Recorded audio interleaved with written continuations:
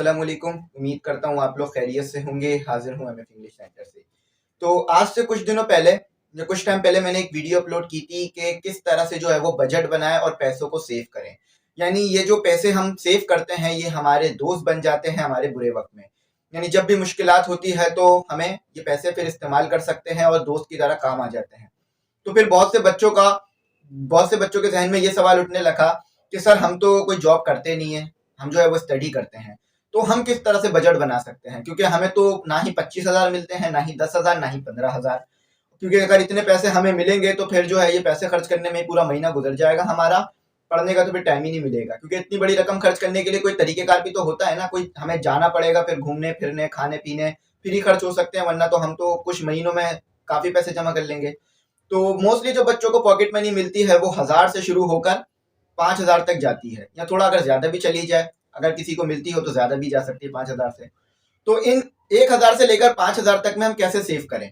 जैसे कि 3,000 मान लेते हैं कि महीने के 3,000 मिलते हैं, या 5,000 ले लेते हैं कि महीने के 5,000 रुपए हमें मिल रहे हैं हमारे वालदेन की जानिब से, हमारे गार्डियंस की जानिब से, जिसे जो है हमने अपने खर्चे में लाना है। यानी छोटे मोटे खर्चे कर, कुछ खाना है, पीना है, या कुछ लेना है, और कुछ पढ़ने की चीजें चाहिए या कोई चीज खरीदनी है तो कैसे खरीदें और पैसे सेव भी कैसे करें। तो वही तरीकेकार हैं जो कि मैंने पिछली वीडियो में बताई थी, लेकिन थोड़े अलग। ठीक है, वो बड़ों के लिए थे, ये बच्चों के लिए समझ लीजिए। तो सबसे पहला तरीका क्या है? सबसे पहला तरीका यह है कि आपने भी बजट बनाना है।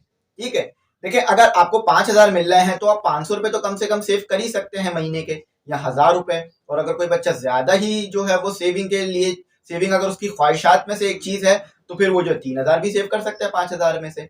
तो सबसे पहले आपने बजट बनाना है कि रोज आपने कितने की चीज खरीद के खानी है, या रोज आपने कितने की चीज अपने लिए खरीद कर इस्तेमाल करनी है। जैसे कि बहुत से बच्चे जो हैं वो उनको उनके घर वाले महीने के पैसे दे देते हैं, और फिर वो खुद ही जो है वो रोज की 100 रुपए की, 50 रुपए की चीज खरीद के खाते रहते हैं और इंजॉयमेंट करते रहते हैं। तो रोज आपने देख लेना है कि इससे ज्यादा मैंने चीज नहीं लेनी है, या इससे ज्यादा की कोई चीज खरीद के मैंने नहीं खानी। अब वही है कि अगर हम बाहर जाएं तो हमें बहुत सारी चीजें जो है वो खाने पीने की मिलती हैं, और अच्छी चीजें खाने का तो हर किसी का ही शौक होता है। हर कोई चाहता है कि वो अच्छी चीजें खाए पिए और जो है वो पैसे अपने खर्च करे उन चीजों पे। लेकिन अगर आपने सोचा हुआ है कि बस मैंने रोज के 100 रुपए खर्च करने हैं, तो आपने फिर 100 रुपए के अंदर वाली ही चीज ही खानी है। ठीक है, अब देखिए महंगाई का दौर है। अब ऐसा तो नहीं है कि हर चीज 100 रुपए में ही मिल रही हो तो हम इजीली लेके खा लें, लेकिन हमें कोई ऐसी चीज पसंद है जो कि 200 या 300 की आती है। जैसे कोई फास्ट फूड ले लीजिए, कोई भी ब्रोस या कोई सैंडविच, कुछ भी ऐसा ले लीजिए। तो फिर क्या करें? तो इसमें आप ये करें कि 1-2 दिन पैसे सेव कर लें। यानी 100 रुपए का बजट था ना रोज के, 3,000 रुपए आपने खर्च करने हैं, 2,000 सेव करने हैं। तो रोज 100 रुपए की जो है हमारा बन रहे थे, क्योंकि कोई छुट्टी तो लेंगे नहीं, इतवार को ज्यादा खर्च हो जाएंगे। तो आपने क्या करना है, आपने जो है वो ये सोच लेना है कि अगर मेरे को 300 रुपए की कोई चीज खानी है तो 2 दिन पैसे सेव करने होंगे, उसके बाद मैं ये खरीद के खाऊंगा। या फिर अगर आज ले रहा हूं ये चीज तो 2 दिन तक मैं और पैसे नहीं खर्च करूंगा, इन्हें बचा लूंगा। अच्छा, फिर जब आप इन्हें बचा लेंगे तो इस तरह से आपके बजट जो है वो बना रहेगा और आप खर्चे करते रहेंगे। अच्छा, बहुत से बच्चे ऐसे भी देख रहे होंगे, क्योंकि हजारों लोग मेरी वीडियोस को देखते हैं, तो तमाम लोगों को जो है वो मैं कवर करता हूँ, यानी तमाम लोगों के मुताबिक बात करने की कोशिश करता हूँ।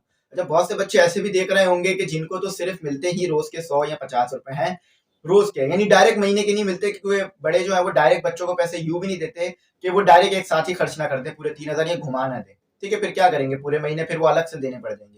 तो बहुत से बच्चे ऐसे भी हो सकते हैं जिन्हें रोज के 100 या 50 रुपए मिलते हैं, मिनिमम तो 50 रुपए मिल ही जाते होंगे बच्चों को। ठीक है, तो वो क्या करें? देखिए वो भी यही प्रोसेस को फॉलो करें, यानी कि 50 रुपए की अगर मिले ना तो 40 रुपए की चीज खा लें, 10 रुपए बचा लें, कि महीने के आखिर में फिर आपके पास भी 300 रुपए जमा हो जाएंगे।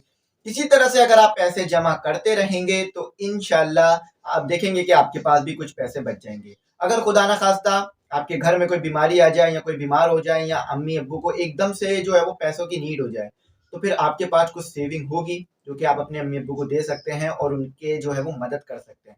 ठीक है, वैसे तो अम्मी अब्बू ही मदद करते हैं, यानी पेरेंट्स ही मदद करते हैं बच्चों की, लेकिन इस सिचुएशन में बच्चे भी मदद कर सकते हैं।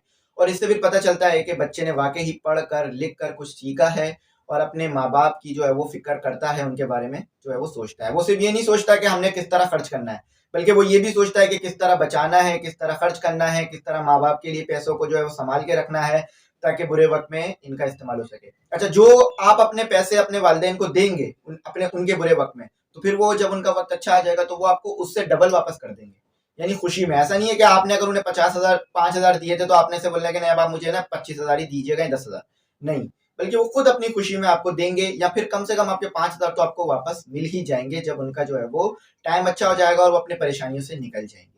तो आपने इस चीज को हमेशा फॉलो करना है कि जब भी कोई चीज खरीदें या जब भी कोई चीज लें तो अपने बजट को देखें। ठीक है, कोई टॉय खरीदना चाहते हैं, कोई खिलौना खरीदना चाहते हैं, अब वो 200 300 400 का मिल रहा है या हजारों रुपए का है, तो ऐसा नहीं करना कि एकदम से खरीद लेना है और फिर पूरे महीने इंतजार करना है कि महीना कब खत्म होगा। इस तरह से फिर बहुत मुश्किल हो जाता है महीने का खत्म होना। क्योंकि जब आप इंतजार करते हैं ना महीना किस तरह खत्म होगा, क्योंकि अक्सर मैं भी कर रहा होता हूँ कि ताकि पैसे मिले और चीजें हों, तो बहुत मुश्किल हो जाता है महीने के खत्म होना। ऐसा लगता है कि वो महीना साल बन गया है। तो इस तरह ना करें ताकि फिर उस तरह ना हो कि महीने का इंतजार करना पड़ जाए। ठीक है, तो आई होप आपको बात समझ में आ गई होगी। और हमेशा पैसों की सेविंग करा करें, सिर्फ बड़ों के लिए जरूरी नहीं है पैसे सेव करना, बच्चों के लिए भी जरूरी है। क्योंकि जो पैसे सेव करता है वो किसी के आगे फिर मजबूरी में हाथ नहीं फैलाता, यानी किसी से उधार नहीं मांगता मजबूरी में। और फिर जब आप किसी से उधार मांगेंगे ही नहीं तो फिर आपके जो रिश्ते हैं वो खराब भी नहीं होंगे। क्योंकि अगर आप किसी को उधार देते हैं या किसी से उधार लेते हैं तो एक शॉर्ट पीरियड के लिए दिया जाता है। अगर खुदा न खास्ता परेशानी उस पीरियड तक नहीं जाती और पैसे उस पीरियड तक नहीं आते तो फिर रिश्तेदारियां खराब होती हैं, दोस्तियां खराब होती हैं, मामला खराब होते हैं। इसी तरह से अगर कोई दोस्त है आपका वो परेशान है बहुत ज्यादा, तो उसको भी आप अपने पैसों से कुछ चीजें दे सकते हैं, शेयर कर सकते हैं।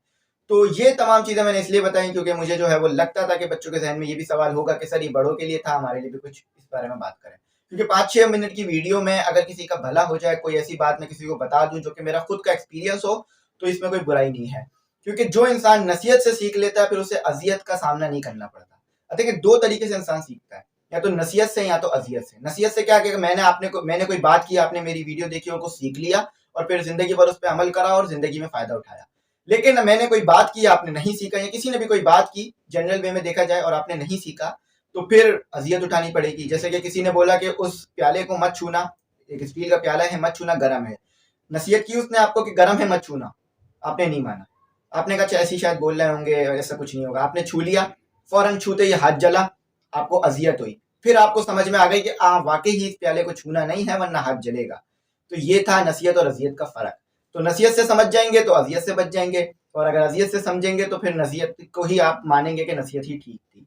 ठीक है, तो बड़े जब भी कोई नसीहत करते हैं तो वो अच्छे के लिए करते हैं। तो आई होप आपको बात समझ में आई होगी। तो जो मेरा खुद का एक्सपीरियंस रहता है वो मैं आप लोगों के साथ वीडियो बनाकर शेयर कर देता हूँ। जो बात मुझे ऐसी लगती है कि हाँ इससे किसी एक का भला हो जाए, देख तो हजारों रहे होते हैं लेकिन एक का भी भला हो जाए, तो मैं वो बात आगे बढ़ा देता हूँ। क्योंकि जब अल्लाह ताला ने मुझे ये मौका दिया है कि मैं अपने चैनल के थ्रू किसी से बात कर सकूं, कुछ लोगों तक अपना पैगाम पहुंचा सकूं, तो मैं इसको जो है वो गनीमत जानकर अल्लाह ताला के इस नेमत को इस्तेमाल कर आप लोगों तक बात पहुंचाता हूँ। क्योंकि बहुत से लोग हैं अपनी बात आगे पहुंचाना चाहते हैं यूट्यूब के जरिए और फेसबुक के जरिए, लेकिन नहीं कर पाते। लेकिन मुझे इस चीज़ का मौका मिला है तो मैं इसलिए इस प्लेटफॉर्म का इस्तेमाल कर आप तक अच्छी बातें कन्वे करता हूँ। तो आई होप आपको मेरी बात समझ में आ गई होगी। अगर कोई भी ऐसी बात हो जो कि आपको अच्छी लगी हो तो चैनल को जरूर सब्सक्राइब कीजिएगा, वीडियो को लाइक भी कर दीजिएगा, बेल आइकन भी जरूर प्रेस कीजिएगा। क्योंकि सब्सक्राइबिंग रेशियो बहुत कम होता जा रहा है, पहले जो है वो ज्यादा था, अब तो कम होता गया है। तो आप लोग सब्सक्राइब करेंगे तो सब्सक्राइबिंग रेशियो बढ़ेगा, यानी हजारों में लोग वीडियो देखते हैं और 100 सब्सक्राइब करके जाते हैं। यानी 1000 बंदों ने वीडियो देखी, 100 ने सब्सक्राइब किया, यानी 1% या 2% रेशियो हो जाता है।